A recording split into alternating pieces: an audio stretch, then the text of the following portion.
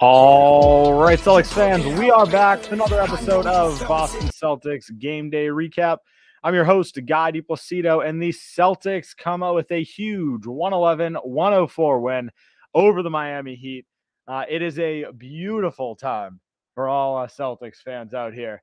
I have some family down in Miami. My sister-in-law just had her baby. They live there. Her husband, Miami Heat fan. So these games just mean a little bit more in my household. So absolutely love this big victory here. Gonna follow today's podcast, same as usual. Run through player of the game, run through some of the highs, some of the lows. And to get things started off here, I want to give player of the game to Jason Tatum.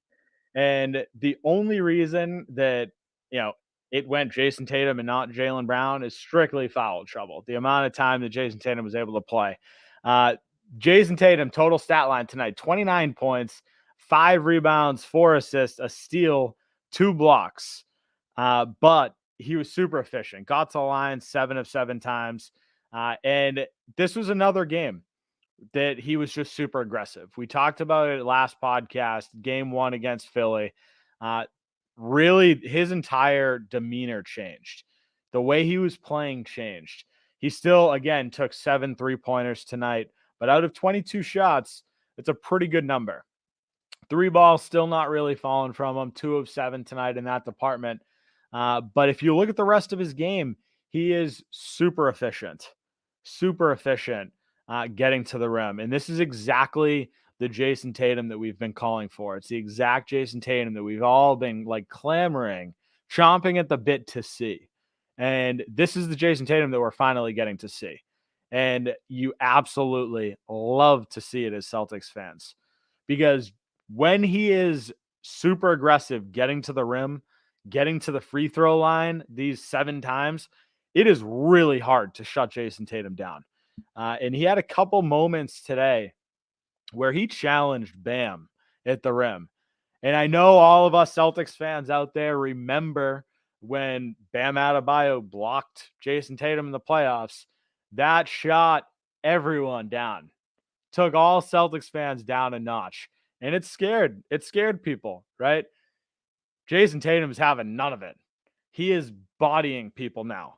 And it's a fun brand of basketball.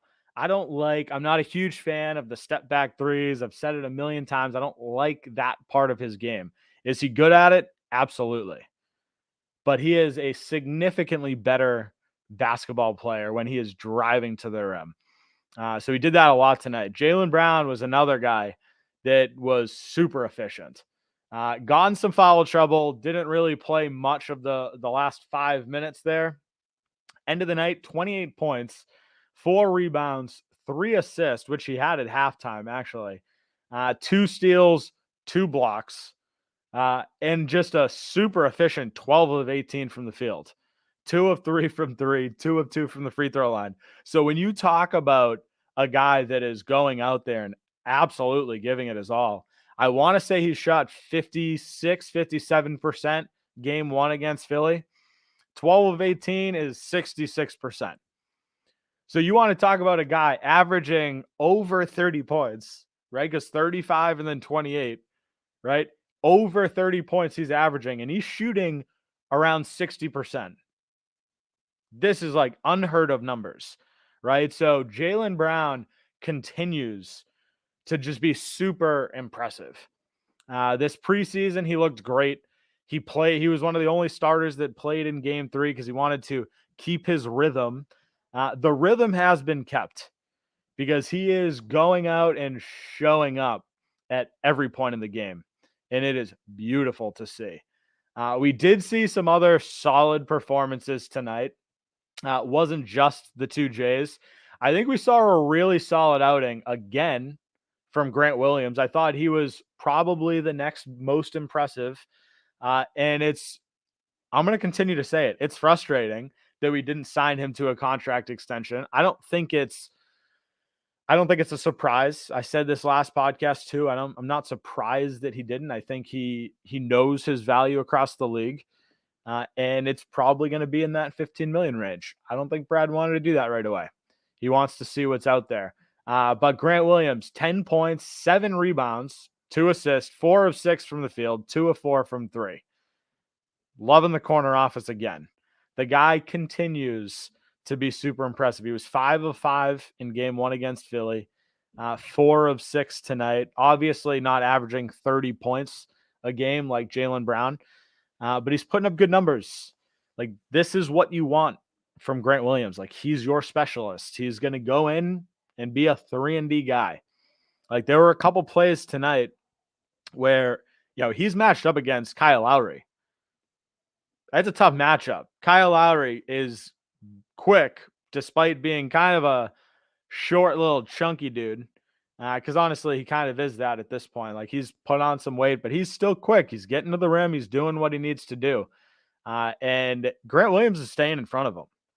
So for a guy that is not twice his size, obviously, but significantly bigger than Kyle Lowry, he's doing a great job of staying in front of him. To go from a Kyle Lowry to a Bam, play after play, and match up well with both of them, very few people can do it. Marcus Smart, another guy that can do it.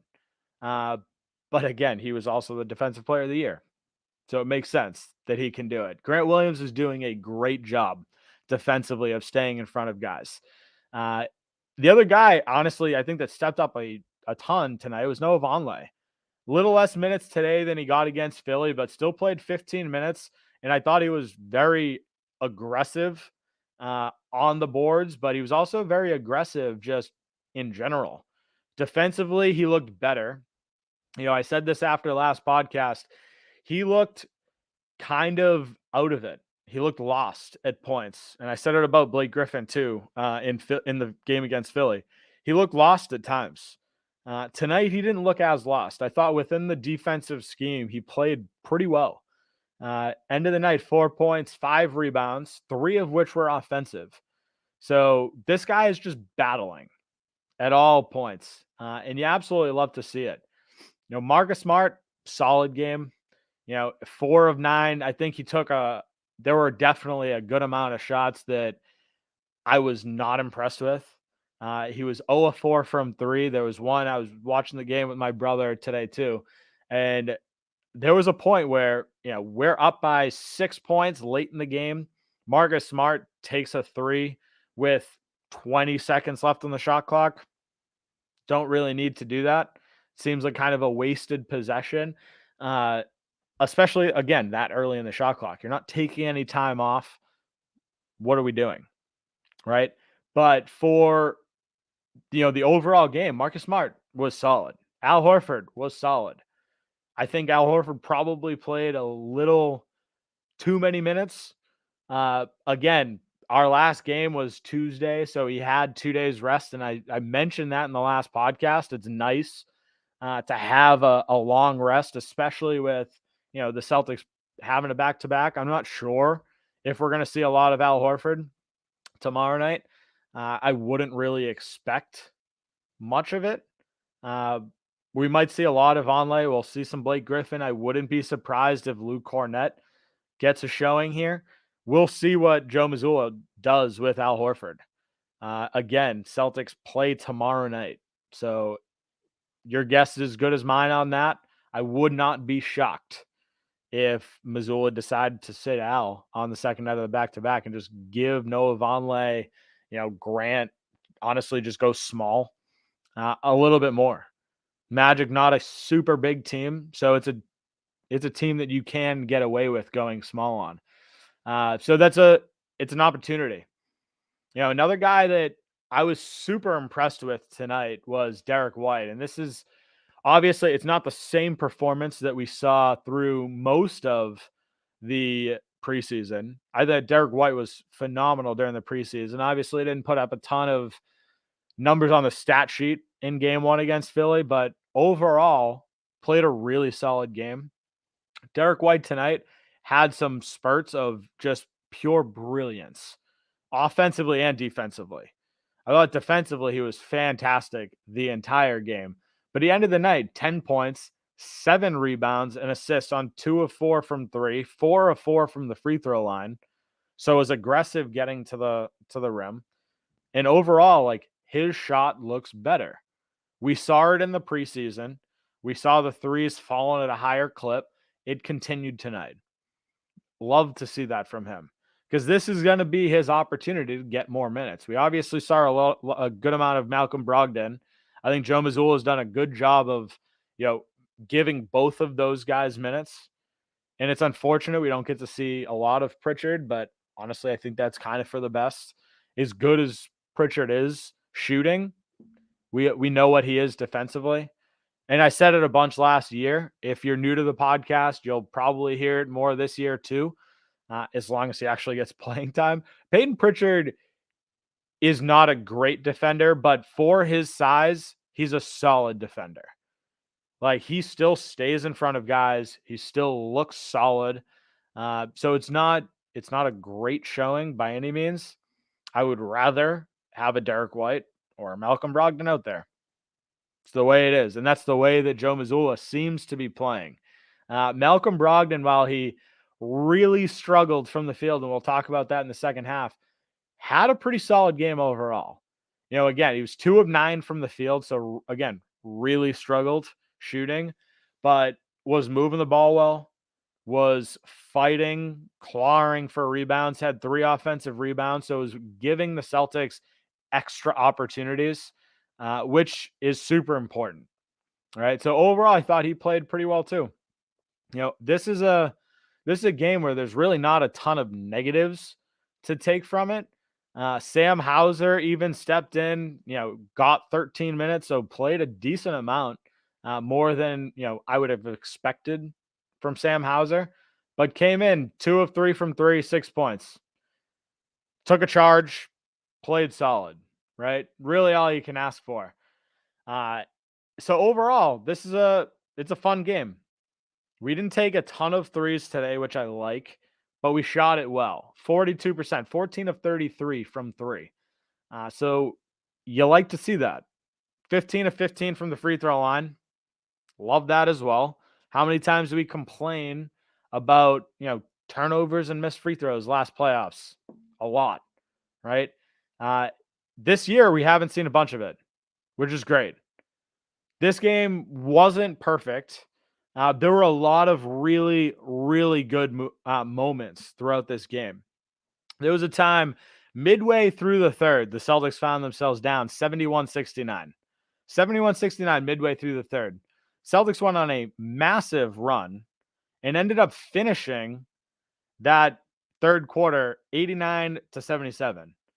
So we went on what's the math there? 18 to 8 run to finish the third quarter. So the Celtics, again, had lapses. They let the Heat go on a 9-0 run at one point, but they just fought back. They battled back. Jaylen Brown got in foul trouble. They had to take him out. We ran a lineup without him for like 5 minutes in the fourth quarter, and the Celtics persevered. They continued to come through. And this goes back to Derek White. It goes back to Malcolm Brogdon.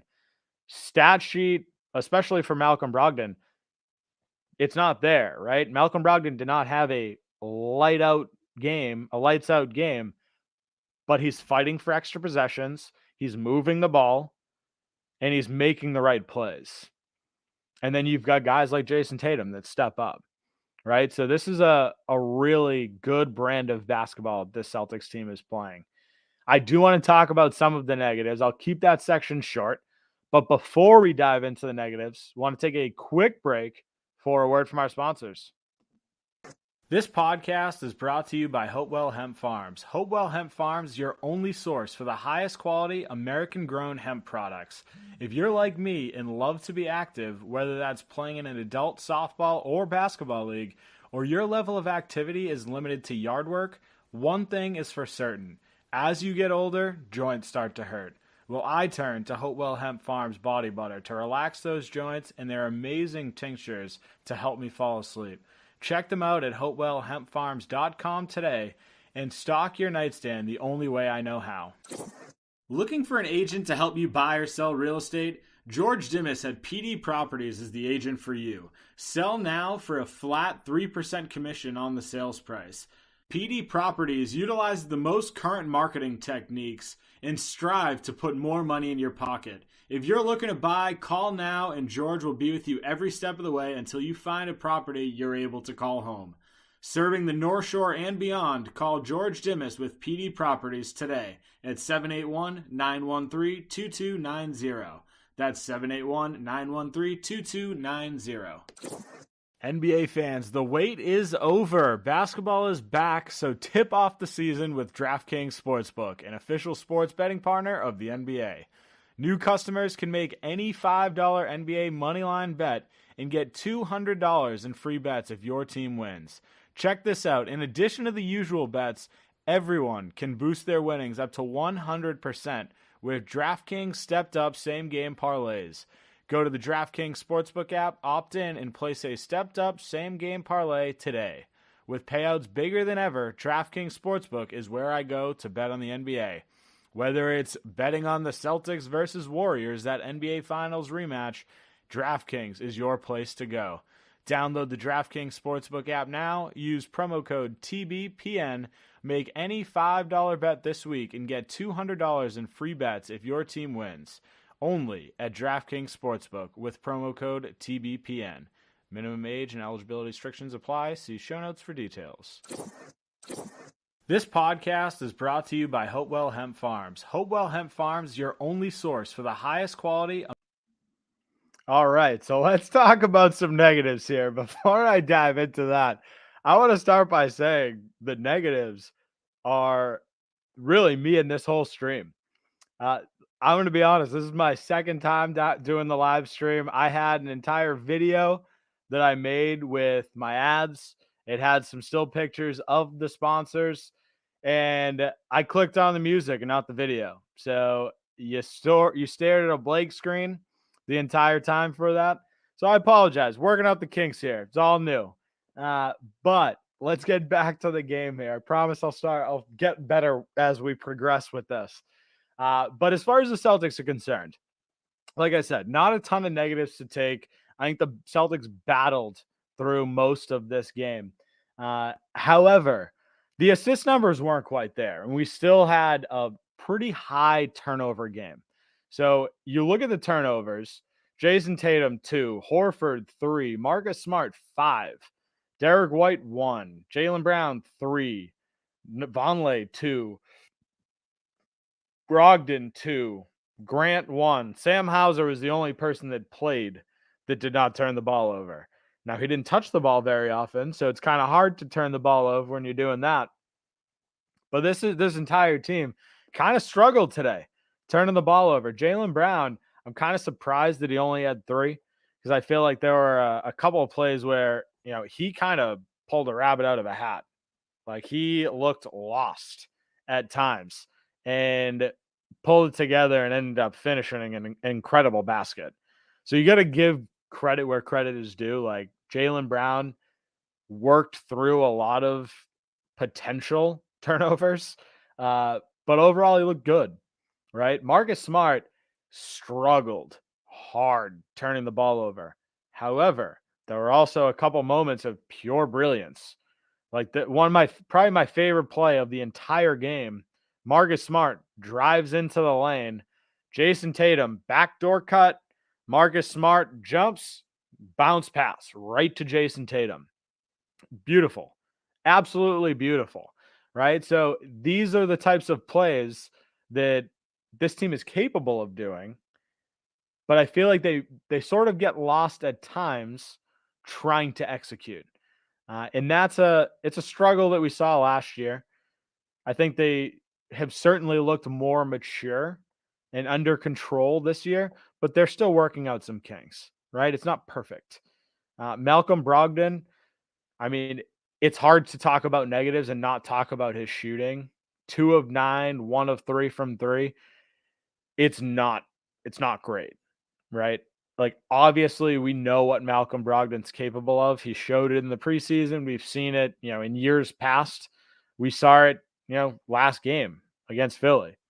Like, we know Malcolm Brogdon is a better than a is better than a 2 for 9 type guy.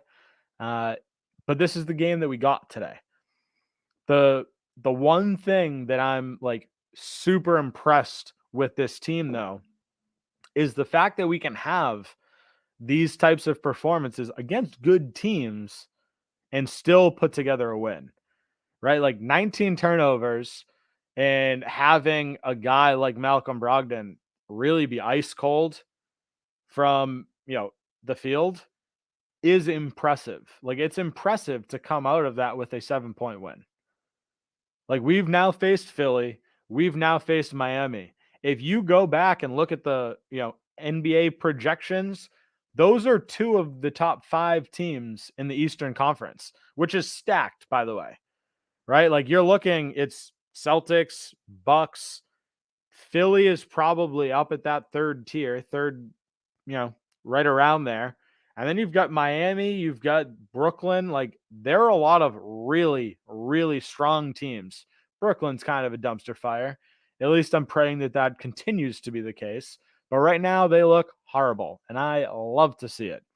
But like those are 2 strong competitors that the Celtics are facing, and we're making the best of it. And I absolutely love to see it. But with that being said, I don't know. I can't talk too much more about the negatives here. Like, sure, turnovers, don't like them, right? Malcolm Brogdon, shooting's going to turn around. Marcus Smart, typically more under control. So these are all things that can be fixed or aren't going to be normal, right? So that's it, right? Overall, this is a really solid game. Celtics 2-0. Jaylen Brown, Jason Tatum, both averaging over 30 points a game. Jaylen Brown shooting like 60% from the field. Grant Williams shooting 60-something% from the field. More than that, like 70% from the field. So this team is in mid-season form at game 2. And we also don't have Rob Williams. Right? That's a solid scenario for the Celtics. A lot of people, myself included, thought that the Celtics were going to start fairly slow. And I think it would have been justifiable. The whole Ime Udoka scandal, Gallinari going down, Time Lord getting hurt, missing the first couple months, like everything went the opposite way that you would have wanted if you're the Celtics. But they turned it around. And I can't even say turned it around because they just started hot. So there wasn't really a bad turn. It's just a weird offseason, and the Celtics battled through it and started this season off fantastic. So that's where we're going to wrap things up. This is a great win for this team. If you haven't done so already, guys, I'm starting the whole live stream, like I said at the beginning of this segment, working out the kinks. Still trying to learn this. I tried to do it the final preseason game, episode 200. Didn't work out. Didn't have Wi-Fi. Wasn't working, right? Last podcast against Philly, I thought I was playing the Avs, and instead you got 2 minutes of radio air silence. Nothing there. Today, thought I was playing a video with still pictures during the advertisements. No video.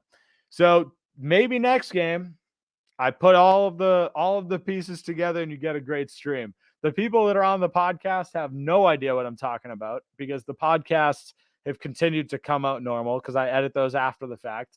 But make sure to follow me on Twitter at NBA Celtics Guy. I'm streaming them on Twitter. Follow our Facebook page, Boston Celtics Till I Die. I'm streaming the podcast there. Follow me on YouTube. Boston Celtics Game Day Recap. That's the channel.